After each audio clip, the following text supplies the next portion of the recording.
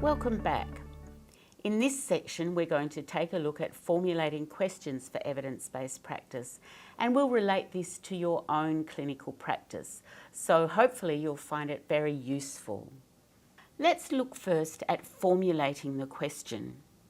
Asking questions is one way that clinicians can contribute to the evidence base.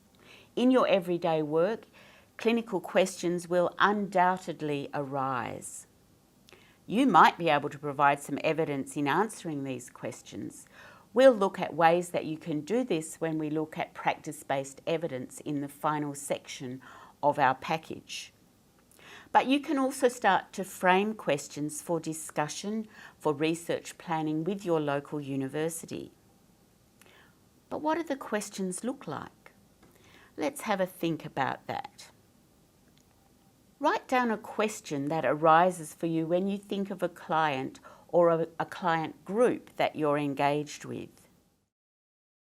You're likely to start with what's sometimes called a foreground question. This is something that arises generally from your practice.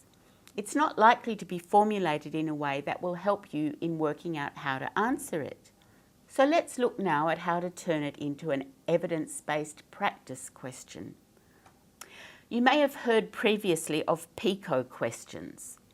PICO is an acronym, of course, so let's look at what the letters stand for. Patient, problem, or population is the first element of a PICO question. We then need to look at the intervention or the issue, a comparison, and finally an outcome. The research questions that you'll read in the published literature generally take this form. Have a look at this question that comes from a paper published in 2008. Do preschool children with expressive vocabulary delays make larger gains in expressive vocabulary with individual treatment or with classroom-based treatment? Can you identify the P, the I, the C and the O in this question? Let's look at these now. The P, the patient, the problem, the population, is preschool children with expressive vocabulary delays. The intervention, individual treatment. The comparison is classroom-based treatment. So we're looking at two different ways of delivering therapy services to this group.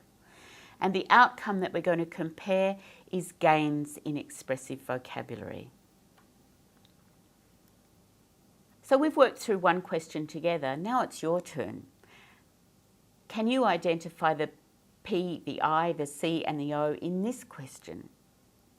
Are patients with aphasia who received SLP services shortly after their stroke more or less likely to achieve functional communication abilities than stroke patients who received such treatments later?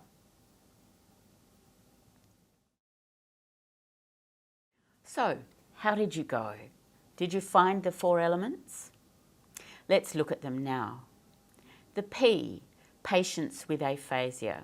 The word patients in the question is a bit of a giveaway here. The intervention, SLP services shortly after their stroke. And the comparison, receiving the treatments later. And the outcomes to be compared are functional communication abilities. Next time you read a research paper, have a look at the research questions. See whether you can identify those four elements in the questions. A well-formed question is an important aspect of a high-quality research paper. Go back to the question you wrote down earlier. Can you turn it into a PICO question? It might take a little bit of thought. If you need some help, why don't you discuss it with a colleague? See if you can nut it out together. When you've formulated your foreground question as a PICO question, you'll have completed all the activities for Section 4.